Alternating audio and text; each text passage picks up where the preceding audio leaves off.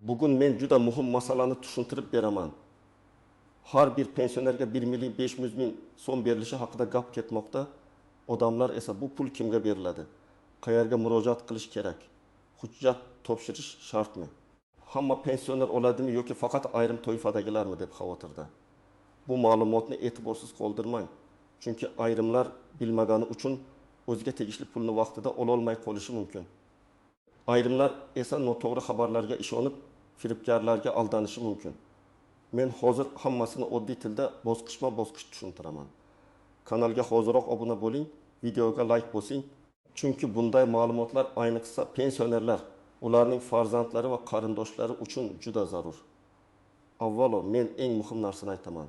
Pensionerlarga pul to'lanish haqidagi har qanday xabarni eshitganda, birinchi savol shunday bo'lishi kerak. Bu to'lov doimiymi yoki bir martalikmi?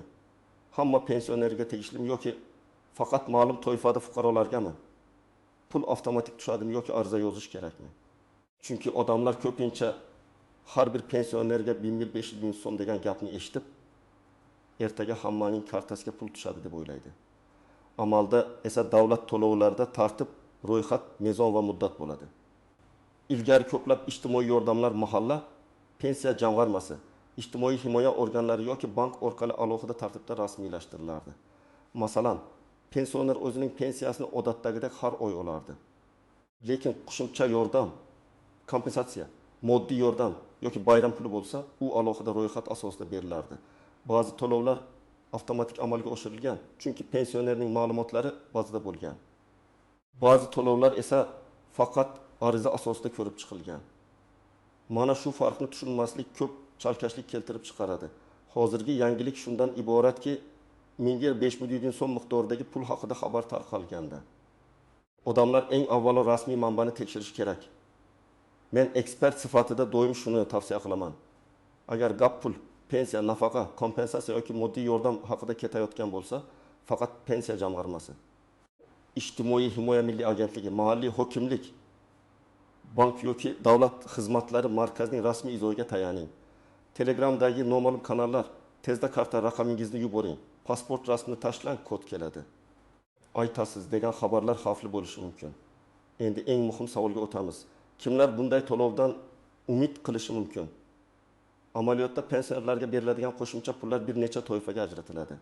Birinchi toifa: yoshga doir pensiya oluvchilar. Bu odatda ko'pchilik tushunadigan pensionerlar, ya'ni erkaklar va ayollar belgilangan yoshga yetib, mehnat staji asosida pensiya olayotgan fuqarolar. Ikkinchi toifa: nogironlik pensiyasi oluvchilar. Ular ham pensioner hisoblanadi, lekin ularning huquqlari va ayrim imtiyozlari boshqa tartibda bo'lishi mumkin. Uchinchi toifa: boquvchisini yo'qotganlik pensiyasi oluvchilar. Bu yerda pulni bevosita keksalar emas, balki boquvchisini yo'qotgan oiladagi huquqli shaxslar olishi mumkin. To'rtinchi toifa: ijtimoiy nafaqa oluvchilar. Bu pensiya emas, lekin ko'pchilik uni ham pensiya deb ataydi. Shuning uchun chalkashlik bo'ladi. Agar rasmiy qarorda har bir pensionerga deb yozilgan bo'lsa, unda odatda pensiya oluvchilar ro'yxatiga kirgan shaxslar nazarda tutiladi. Lekin agar ehtiyojmand pensionerlar, yolg'iz keksalar, kam ta'minlangan oiladagi pensionerlar, nogironligi bo'lgan shaxslar deb yozilsa, unda hamma emas, faqat mezonga tushganlar oladi. Shuning uchun men tomoshabinlardan so'rayman, biror xabarni ko'rsangiz, faqat sarlavhasiga ishonmang. Matn ichida kimlar olishi, qachon olishi, qaysi manba asosida olishi aniq yozilgan bo'lishi kerak. Masalan, birinchi real holatni olaylik. Toshkent viloyatida yashovchi olmitaksi yoshli otaxon har oy 1 200 ming so'm pensiya oladi. U yolg'iz yashaydi. Farzandlari boshqa viloyatda. Agar qo'shimcha 1500 ming so'm yordam yolg'iz pensionerlar uchun belgilangan bo'lsa, bu otaxon albatta mahallaga murojaat qilib, o'z holatini tasdiqlash kerak bo'lishi mumkin. Chunki ba'zida u pensioner sifatida bor, lekin yolg'iz yashashi haqiqatan ham yordamga muhtojligi alohida tekshiriladi. Ikkinchi holat: 63 yoshli ayol har oy 970 ming so'm pensiya oladi, lekin u farzandlari bilan bir uyda yashaydi. Farzandlari ishlaydi. Oilada umumiy daromad bor. Agar to'lov faqat kam ta'minlangan yoki ijtimoiy himoyaga muhtoj pensionerlarga berilsa, bu ayol avtomatik ravishda ro'yxatga kirmasligi mumkin. Chunki uning oila tarkibi va daromadi hisobga olinadi. Bu adolatsizlikdek tuyulishi mumkin, Lekin ijtimoiy yordamning mantiqi shunday. Davlat birinchi navbatda eng og'ir ahvoldagi fuqarolarga yordam beradi. Uchinchi holat, 7-2 yoshli onaxon pensiyani bank kartasi orqali oladi. Unga 500 ming so'm olish uchun kartangiz raqamini va telefoningizga kelgan kodni yuboring deb xabar keladi. Men bunday vaziyatda qat'iy aytaman. Hech qachon SMS kodni hech kimga aytmang. Davlat organi sizdan telefoningizga kelgan bank kodini so'ramaydi. Bank kodini ham so'ramaydi. Agar kodni aytsangiz, kartangizdagi pensiya ham, jamg'argan pulingiz ham yechib olinishi mumkin. Yordam pulini olish uchun odatda kod yuborish shart emas. Rasmiy ariza, pasport, pensionerlik ma'lumotlari yoki mahalla tasdig'i kerak bo'ladi. 4-holat. Bir pensioner bir vaqtning o'zida nogironlik bo'yicha ham imtiyozga ega, yoshga doir pensiya ham oladi. U men ikkita toifadaman, demak 2 marta 2500 ming so'm olamanmi deb o'ylashi mumkin. Ko'pincha bunday to'lovlarda bir shaxsga bir marta beriladi. Ya'ni fuqaro bir nechta mezonga tushsa ham unga 2 yoki 3 marta to'lanmaydi. Lekin bu aniq tartibga bog'liq. Shuning uchun har doim qarorda bir shaxsga bir marta yoki har bir oluvchiga degan jumlalar bor yo'qligini tekshirish kerak. Oldin ko'p yordamlar qog'oz shaklida. Mahalla raisi yoki sektor orqali ro'yxat tuzish bilan amalga oshirilardi. Bu jarayonda ayrim odamlar bilmay qolardi. Ayrimlarning hujjati yetishmasdi. Ayrimlar esa o'zini ro'yxatda bor deb o'ylab yurardi. Hozir esa ko'plab ma'lumotlar elektron bazalar orqali tekshirilmoqda. Pensionerning yoshi, pensiya turi, pensiya miqdori, yashash joyi, oilaviy ahvoli, nogironlik holati, boshqa nafaqa olishi kabi ma'lumotlar tizimlarda bo'lishi mumkin. Bu yaxshi tomoni, ko'p hollarda odam ortiqcha yugurmaydi. Lekin yomon tomoni ham bor. Agar bazada ma'lumot xato bo'lsa, to'lov kechikishi yoki umuman chiqmasligi mumkin. Masalan, pensioner bir tumandan boshqa tumanga ko'chgan, lekin ro'yxatdan o'tish manzili eski joyda qolgan. To'lov yashash manzili bo'yicha shakllangan ro'yxat asosida berilsa, u odam 2 joy orasida qolib ketishi mumkin. Yoki pensionerning bank kartasi muddati tugagan bo'lsa, pul tutish kechikadi. Yana bir misol, pensiya pochta orqali olinadi. Lekin qo'shimcha to'lov bank orqali berilishi belgilansa, pensioner bank hisobini ochish kerak bo'lishi mumkin. Bular oddiy ko'rinadi, lekin amalda ko'p odam aynan shu sababli qiynaladi. Men buni aniq ajratib beraman. Agar siz pensiyani muntazam olayotgan bo'lsangiz, bank kartangiz ishlayotgan bo'lsa, yashash manzilingiz to'g'ri bo'lsa, pasport yoki ID kartangiz yaroqli bo'lsa, sizda asosiy hujjat muammosi yo'q. Bunday holatda. Agar to'lov avtomatik bo'lsa, siz ko'p yugurmasligingiz mumkin. Lekin baribir rasmiy e'lonni kuzatish, mahalladan yoki pensiya jamg'armasidan aniqlashtirish zarar qilmaydi. Agar siz pensiyani yaqinda rasmiylashtirgan bo'lsangiz, masalan, 1-2 oy oldin pensiya chiqqan bo'lsangiz, albatta tekshiring. Chunki ayrim ro'yxatlar ma'lum sanaga qadar shakllantiriladi. Masalan, o'lmay holatiga pensiya oluvchilar deyilsa, o'lmay kuni pensiya rasmiylashtirgan odam birinchi ro'yxatga kirmasligi mumkin. Keyinroq qo'shimcha ro'yxat bo'ladimi yoki yo'qmi? Bu alohida tartibga bog'liq. Agar sizning pensiyangiz to'xtatilgan, qayta hisob-kitob qilinayotgan yoki hujjatingizda nizoli holat bo'lsa, bu masalani tezda aniqlashtiring. Ba'zan pensioner men pensiyadaman-ku deydi. Lekin tizimda pensiya vaqtincha to'xtatilgan bo'ladi. Masalan, chet elga uzoq muddatga chiqqan, hujjat yangilanmagan, bank hisobida muammo bor yoki tekshiruv ketayotgan bo'lishi mumkin. Bunday holatda qo'shimcha to'lov ham ushlanib qolishi ehtimoli bor. Agar pensioner vafot etgan bo'lsa, lekin oila a'zolari unga tegishli 1500 ming so'mni olsak bo'ladimi deb so'rashi mumkin. Bu juda nozik masala. Agar to'lov pensioner tirik bo'lgan davr uchun hisoblangan va uning nomiga rasmiylashtirilgan bo'lsa, meros yoki to'lanmay qolgan pensiya tartibida ko'rib chiqilishi mumkin. Lekin agar to'lov faqat tirik pensionerlar ro'yxati bo'yicha beriladigan bir martalik yordam bo'lsa, vafot etgan shaxs uchun berilmasligi mumkin. Buni albatta pensiya jamg'armasidan yozma yoki rasmiy javob bilan aniqlashtirish kerak. Endi ko'pchilik e'tibor bermaydigan nuqtalarni tushuntiraman. Birinchi nozik jihat, pensioner va nafaqa oluvchi bir xil tushuncha emas. Odamlar og'zaki gapda hammasini pensiya deydi. Lekin huquqiy tartibda yoshga doir pensiya, nogironlik pensiyasi, boquvchisini yo'qotganlik pensiyasi, ijtimoiy nafaqa, moddiy yordam, kompensatsiya alohida tushunchalar. Shuning uchun e'londa qaysi so'z ishlatilganiga qarang. Ikkinchi nozik jihat, pul miqdori 1.500 ming so'm deb aytilsa ham, u hammaning qo'liga aynan shu miqdorda tegadi degani emas.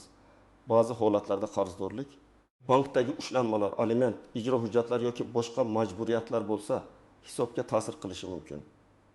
Albatta, ijtimoiy to'lovlardan ushlab qolish masalasi qonun bilan tartibga solinadi. Lekin fuqaro o'z sopparag'ida cheklov bor yo'qligini oldindan bilishi kerak. Agar karta bloklangan bo'lsa, pul tushsa ham foydalana olmasligi mumkin. Uchinchi nozik jihat, bir oilada 2 pensioner bo'lsa, pul har biriga alohida beriladimi yoki oilaga bir marta beriladimi? Bu to'lovning turiga bog'liq. Agar har bir pensionerga deb belgilansa, xotin pensioner bo'lsa, har biriga alohida hisoblanishi mumkin. Masalan, 1500 ming so'm, xotin 1500 ming so'm, jami oilaga 300 ming so'm. Lekin agar yordam ehtiyojmand oilaga berilsa, unda bir xonadonga bir marta berilishi mumkin. Mana shu farqni bilish juda muhim. 4-nozik jihat. Pensiya oluvchi chet elda bo'lsa, ayrim pensionerlar farzandlariga Rossiya, Qozog'iston, Turkiya yoki boshqa davlatlarga ketgan bo'ladi. Agar u O'zbekistonda pensiya olish huquqini saqlab qolgan bo'lsa ham, ayrim to'lovlar doimiy yashash, ro'yxat, biometrik tasdiq yoki bank amaliyotiga bog'liq bo'lishi mumkin. Shuning uchun chet eldagi pensionerlar qarindoshlari orqali emas, rasmiy masofaviy kanallar orqali tekshirish kerak. Ishonchnoma bilan pul olish masalasida ham qonuniy tartibga amal qilish zarur. 5-nozik jihat, firibgarlik. Hozir pul haqida xabar chiqsa, firibgarlar darhol faollashadi. Ular sizga 1.500 ming so'm chiqdi. Ro'yxatdan o'tish uchun mana bu havolaga kiring. Plastik kartangizni tasdiqlang. SMS kodini ayting deb aldashi mumkin. Men yana takrorlayman. Davlat yordamini olish uchun hech qachon bank kartangizning to'liq raqamini, amal qilish muddatini, CVV kodini, SMS kodini begonalarga bermang. Agar kimdir shuni so'rasa, bilingki bu yordam emas, ehtimol firibgarlik. Endi men sizga aniq yo'l xaritasini beraman. Birinchi qadam, rasmiy manbani tekshiring. Pensiya jamg'armasining rasmiy kanali, Ijtimoiy himoya milliy agentligi, mahalliy hokimlik, bank xabarnomasi yoki davlat xizmatlari portali orqali ma'lumot oling. Agar xabar faqat noma'lum Telegram kanalida bo'lsa va rasmiy manba ko'rsatilmagan bo'lsa, unga darhol ishonmang. Ikkinchi qadam, o'zingizning toifangizni aniqlang. Siz yoshga doir pensiya olasizmi? Nogironlik pensiyasimi? O'quvchisini yo'qotganlik pensiyasimi yoki ijtimoiy nafaqami? Buni pensiya hujjatingizdan, bankdagi tushum nomidan yoki pensiya jamg'armasi bo'limidan bilish mumkin. Chunki to'lov aynan qaysi toifaga berilayotganini bilmasangiz, keraksiz joyga borib vaqt yo'qotasiz. 3-qadam, hujjatlaringizni tayyorlang. Odatda pensionerga kerak bo'ladigan hujjatlar pasport yoki ID karta yoki pensiya olishini tasdiqlovchi ma'lumot, bank kartasi yoki hisob raqami, yashash manzili bo'yicha ma'lumot, agar kerak bo'lsa nogironlik guvohnomasi, yolg'iz yashash yoki kam ta'minlanganlik holatini tasdiqlovchi mahalla ma'lumotnomasi. Har doim ham hammasi talab qilinmaydi, lekin tayyor tursa jarayon tezlashadi. 4-qadam, mahallaga murojaat qiling, lekin faqat og'zaki gap bilan cheklanib qolmang. Agar sizga siz ro'yxatda yo'qsiz deyishsa, nima sababdan yo'qligingizni so'rang. Yoshingiz to'g'ri kelmaydimi? Toifangiz mos emasmi? Manzilingiz boshqa joydami? Hujjat yetishmayaptimi? Sababini bilmasangiz muammoni tuzata olmaysiz. Kerak bo'lsa yozma murojaat qoldiring. Yozma murojaatning afzalligi shundaki, unga rasmiy javob berilishi kerak. 5-qadam, bank kartangizni tekshiring. Karta muddati tugamaganmi? Bloklanmaganmi? Telefon raqamingiz kartaga ulanganmi? Pensiya odatda qaysi hisobga tushadi? Shuni aniqlang. Agar karta muddati tugagan bo'lsa, bankka borib yangilang. Agar pensioner o'zi bora olmasa, bankdan uyga xizmat ko'rsatish imkoniyati bormi? Ishonchnoma kerakmi? Shuni so'rash mumkin. 6-qadam, agar sizga pul tushmasa, darhol vahima qilmang, lekin jim ham o'tirmang. Avval qo'shnilaringizga tushdimi? Siz bilan bir xil toifadagi pensionerlarga tushdimi? Muddat qachongacha belgilangan? Shuni aniqlang. Keyin mahalla, pensiya jamg'armasi yoki bankka murojaat qiling. Menga pul tushmadi deyishning o'zi yetarli emas. Men falon toifadagi pensionerman, falon manzilda yashayman. Pensiyani falon bank kartasiga olaman. E'londa ko'rsatilgan toifaga kiramanmi?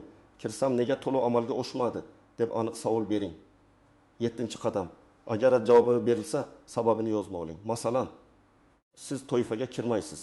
Daromadingiz mezondan yuqori. Ro'yxat ma'lum sanada shakllangan. Hujjat yetishmay degan javoblar bo'lishi mumkin. Agar siz bu javob noto'g'ri deb hisoblasangiz, yuqori turuvchi tashkilotga yoki davlat xizmatlari orqali murojaat qilishingiz mumkin. Men har doim shuni aytaman. Huquqni himoya qilish uchun avvalo hujjat va dalil kerak. Bir savol ko'p beriladi. Agar men oddiy pensioner bo'lsam, hech qanday imtiyozim bo'lmasa, 1.500 ming so'm olamanmi? Javob shunday. Agar rasmiy tartibda barcha pensionerlarga berilishi belgilangan bo'lsa, ha, olishingiz mumkin. Agar faqat ehtiyojmand, nogironligi bo'lgan, yolg'iz yoki muayyan ro'yxatdagi pensionerlarga berilsa, unda siz mezonga tushishingiz kerak. Demak, asosiy narsa sarlavha emas, rasmiy shart. Yana bir savol, pulni olish uchun ariza yozish kerakmi? Ba'zi to'lovlar avtomatik tushadi. Chunki pensionerlar ro'yxati bazada bor. Lekin ayrim yordamlar ariza bilan beriladi. Ayniqsa ehtiyojmandlik, yolg'iz yashash, davolanish xarajatlari yoki favqulodda holat asosida moddiy yordam bo'lsa, ariza talab qilinishi mumkin. Arizada kimga murojaat qilayotganingiz, o'zingizning ma'lumotlaringiz, nima sababdan yordam so'rayotganingiz, qaysi toifaga kirishingiz va ilova qilingan hujjatlar yoziladi. Yana bir savol. Farzandim bor, lekin menga yordam bermaydi. Men baribir olamanmi? Bu ham holatga bog'liq. Agar yordamning mezoni faqat pensionerlik bo'lsa, farzandingiz bor yo'qligi ahamiyat qilmasligi mumkin. Agar yordam ehtiyojmandlik asosida bo'lsa, oila tarkibi, farzandlarning daromadi, birga yashash yoki alohida yashash holati hisobga olinishi mumkin. Agar farzand alohida yashasa va siz real yordamga muhtoj bo'lsangiz, buni hujjatlar bilan ko'rsatish kerak bo'ladi. Yana bir muhim savol. Men ro'yxatda yo'q ekanman. Demak, puldan umid qilmasam ham bo'ladimi? Yo'q. Darhol bunday xulosa qilmang. Ro'yxatda yo'qlikning sababi texnik xato bo'lishi mumkin. Manzil noto'g'ri, familiya o'zgargan, pasport yangilangan, bank hisob raqami almashgan yoki ma'lumotlar bazaga kech tushgan bo'lishi mumkin. Shuning uchun sababini aniqlash kerak. Agar siz haqiqatan ham mezonga tushsangiz, tuzatish kiritish imkoniyati bo'lishi mumkin. Demak, 1.500 ming so'm haqidagi xabar har bir pensioner uchun muhim, lekin uni to'g'ri tushunish kerak. Eng avvalo rasmiy manbani tekshiring. Keyin o'zingiz qaysi toifaga kirishingizni aniqlang. Hujjatlaringizni tayyorlang. Mahalla yoki pensiya jamg'armasidan aniq javob oling. Bank kartangizni tekshiring va hech qachon SMS kod, karta paroli yoki maxfiy ma'lumotlarni begonalarga bermang. Men sizga masalani batafsil tushuntirdim. Chunki bitta noto'g'ri qadam pulingizni yo'qotishga, bitta to'g'ri qadam esa o'zingizga tegishli yordamni vaqtida olishga sabab bo'lishi mumkin. Agar siz yoki yaqinlaringiz pensioner bo'lsa, bu ma'lumotni ularga albatta yetkazing, izohlarda yozing. Sizning hududingizda 1.500 ming so'm bo'yicha qanday xabarlar aytilyapti? Pul tushdimi yoki hali tushmadimi? Qaysi tashkilot qanday javob berdi? Videoga like bosing, kanalga obuna bo'ling. Chunki men pensionerlar, nafaqalar, moddiy yordamlar va davlat to'lovlari bo'yicha eng kerakli ma'lumotlarni oddiy tilda tushuntirib boraman.